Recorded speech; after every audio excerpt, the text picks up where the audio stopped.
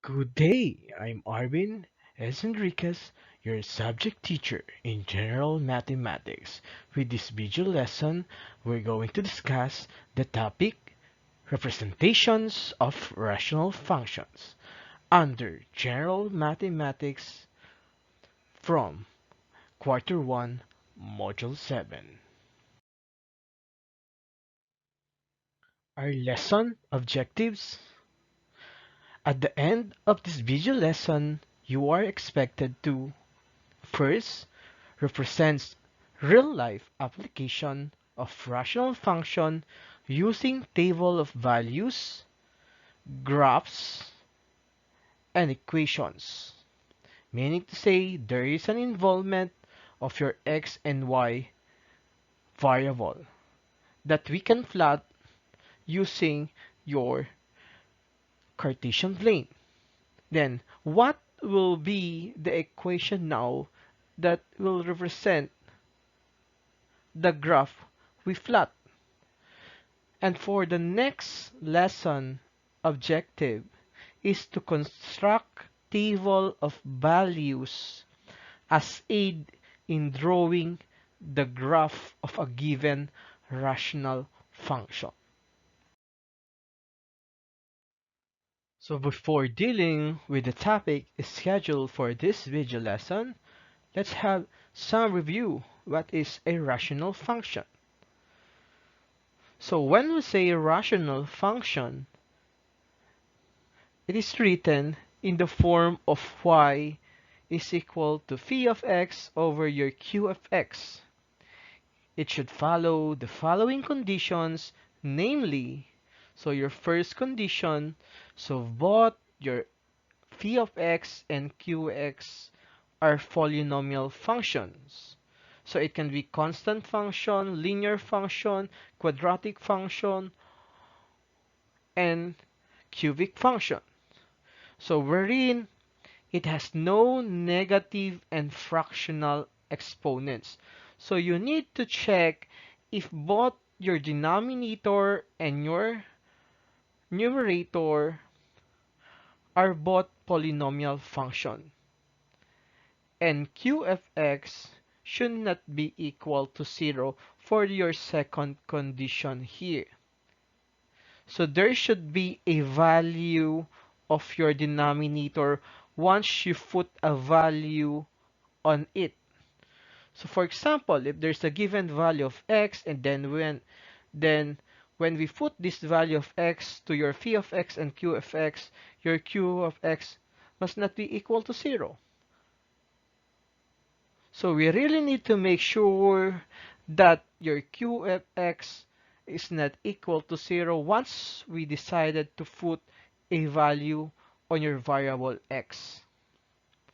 First thing to do is to make sure that your phi of x and your q of x, or both your numerator and denominator, are polynomial functions. In a polynomial functions, there is no such thing as negative or fractional exponents. Meaning to say, if there is a negative or fractional exponent visible on your given functions, that is not irrational functions. Meaning to say, you cannot consider if there's a given ratio of two functions, you cannot consider that functions as a rational function. Why? Because if there is a negative and fractional exponent, there is no way for you to consider that function is a rational function. First thing to do again is to make sure that your phi of x and qx are polynomial in a way that there is no negative and fractional exponent. Second thing is to really need to make sure that once we decided to put a value on your variable x, then your q of x is not equal to 0. Then for number 3, the domain of all values of x where q of x is not equal to 0.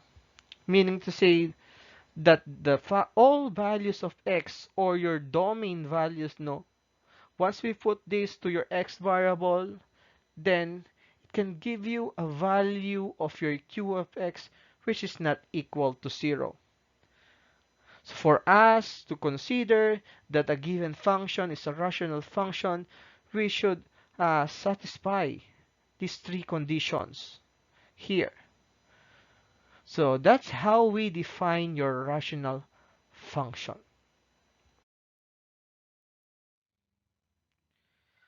Philippines is recorded as the most fireworks rocket launched in 30 seconds, as it launched a total of 125,801 rockets launched in Cebu last May 2010 in the Guinness Book of World Records.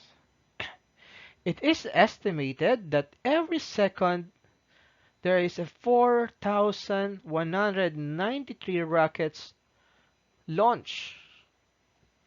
So based from the situation above, complete the following table to show the number of rockets launched every 5 seconds interval.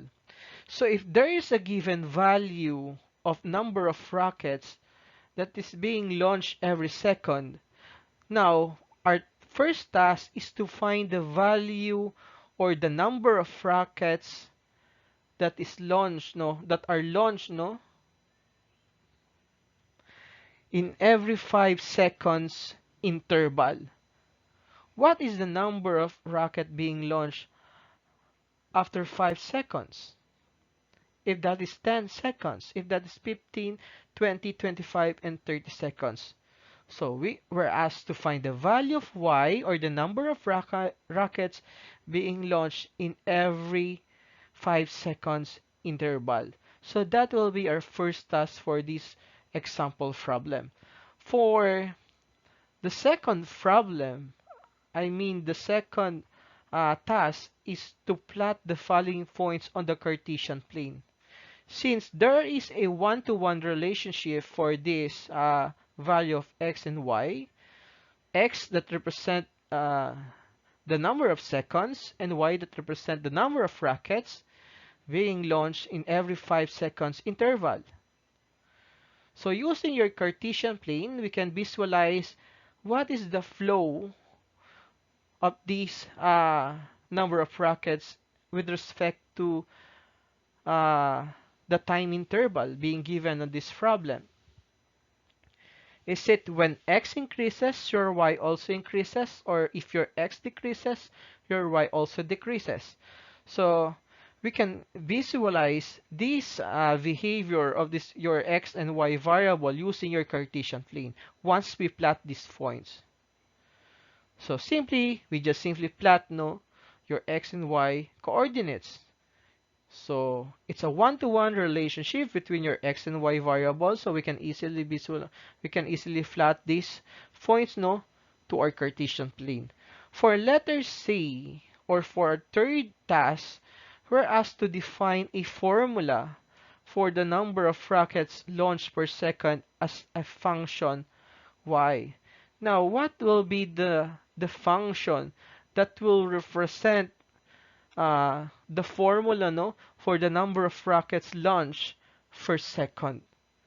So our third task now will be dependent on the values on our table.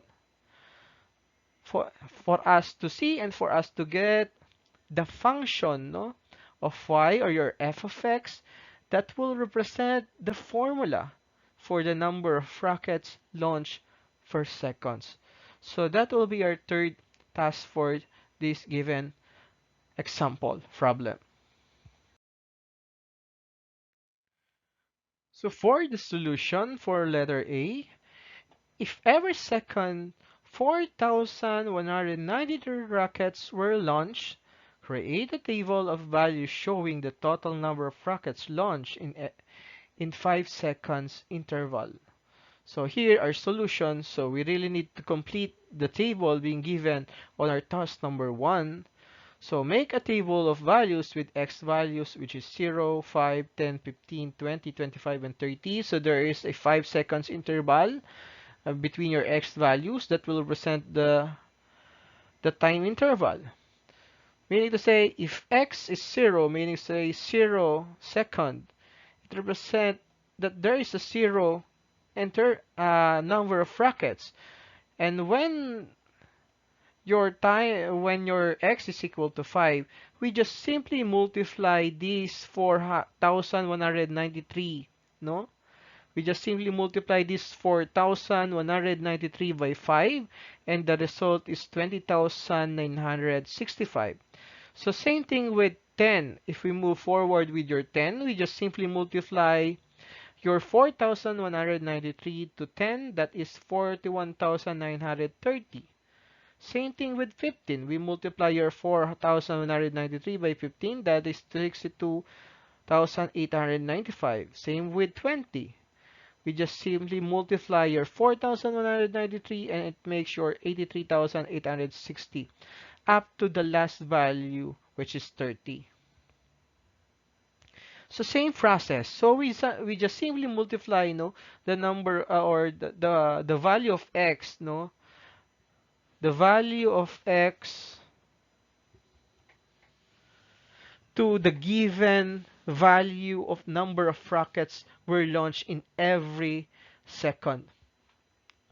So as you can see on this table, when your x increases or the number of interval increases, the number of rockets that is launched, that were launched, I mean, also increases.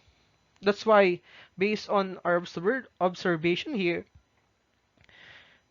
our module say that we can observe that the number of fireworks launched increases as the time increases. Because as you can see, from 0 to 30, so the value of x increases, and from your y, from 0 to 125,790, your y also increases. Meaning to say that if your x increases, your y also increases.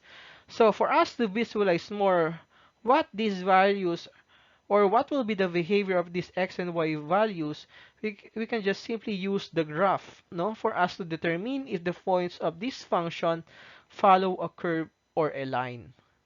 So by simply using your Cartesian plane, we can plot these x and y coordinates. Then we can describe the behavior, once we connect these points.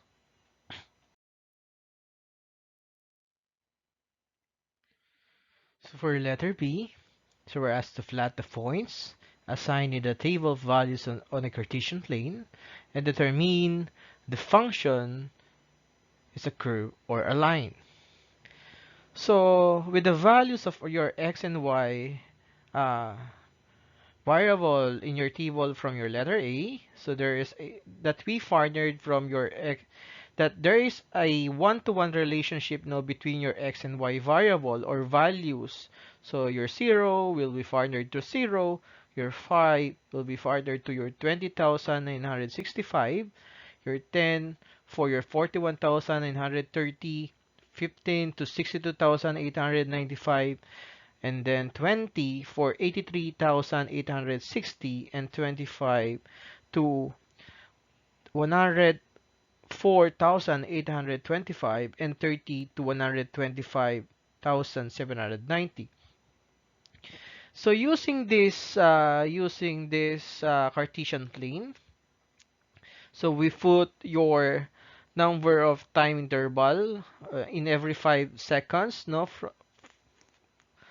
to your x-axis. So here there's a 0, 5, 10, 15, 20, 25, and 30. In each of the interval, each of the values in your x, there is a 5 seconds interval.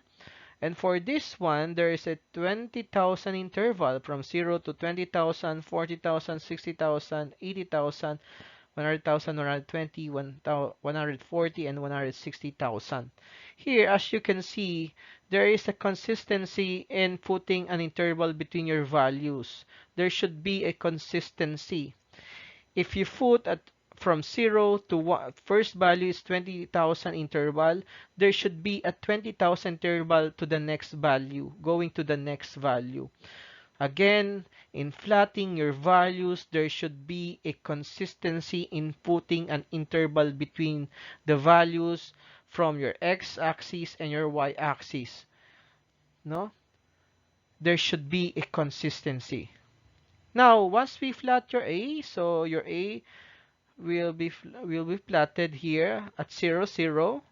Then your B from 5 and 20,965 here. Then C for 10 and 41,930, and D for 15 and 62,895. As you can see, no, for letter E, it's 20 and 83,860, and for your F, it's 25 and 104,825, and G for 30 and 125, 790,000. Now, as you can see, if we are going to assess the points now from A to G, it follows a a function that represent a line, not a curve. Because if we try to connect your A to B, your B to C, your C to D, your D to E, your E to F, and F to G, we really we are on the way on making a line or a straight line that rises from left to right in a way that your slope is a positive, because your line, once we connect your A to C, A to G, I mean, no, your slope rises, or I mean your line rises from left to right, meaning to say that your slope is a positive value or a positive number. So that's how we assess this thing, no? When your x increases, your y also increases. If the time interval increases, the number of rockets being launched are also increases. That's why the behavior of this x and y coordinates for this one, it follows, or it represents a function. No, once we connect these points, no, it follows or it represents a function that represents a line that rises from left to right, and the slope of this line is positive. So here in this slide, no, by connecting the lines, we can clearly see that it follows a diagonal line. No, as you can see, no,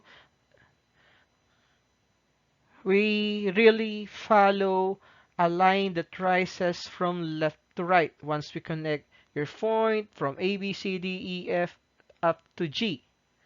So there is a straight line here, a slant line that rises from left to right, and the slope of this line is a positive number or a positive value.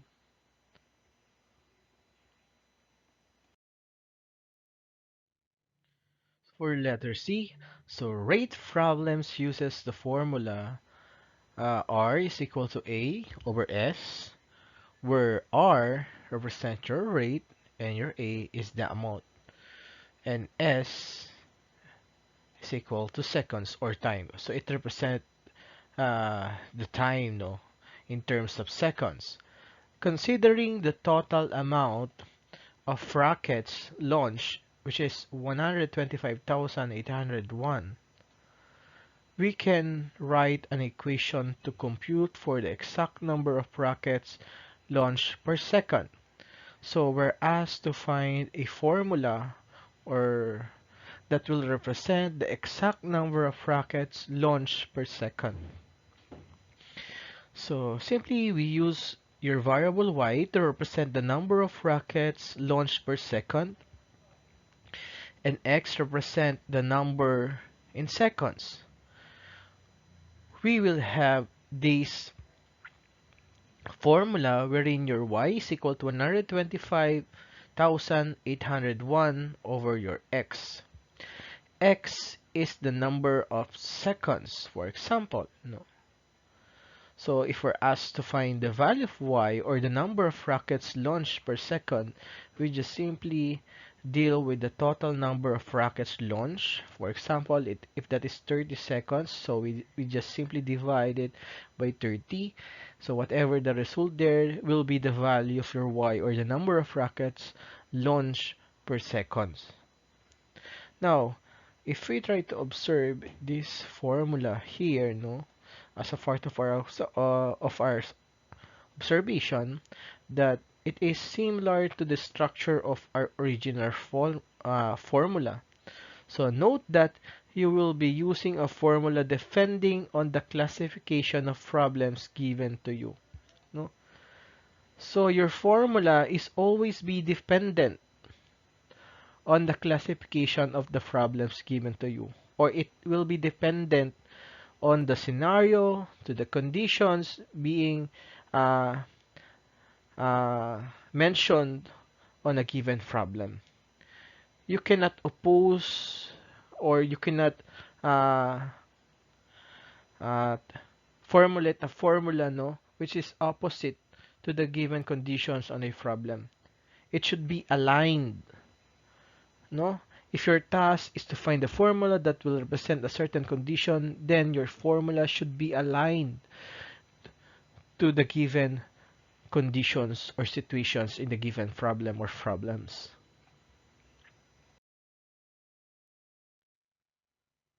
So for your activity in this video lesson, so there is a given problem here. So you just simply use the concept of the topic being from this video lesson. So here is the problem. So in order to join a boys lesson class, you pay 1,500 pesos P, then 500 pesos for each class you go to. So what is the average cost per class? So there's a question here that you need to answer, no, using the concept of the topic scheduled for this video lesson. So graph the function to show whether it forms a straight line or a curve. So there are two tasks here. You need to look for the values, no, that will represent the average cost per class, and you need to plot for us to visualize, no, for you to visualize, I mean, if these values, no, forms and it represent a straight line or a curve. Thanks for watching. Please do like, comment, and share, and subscribe.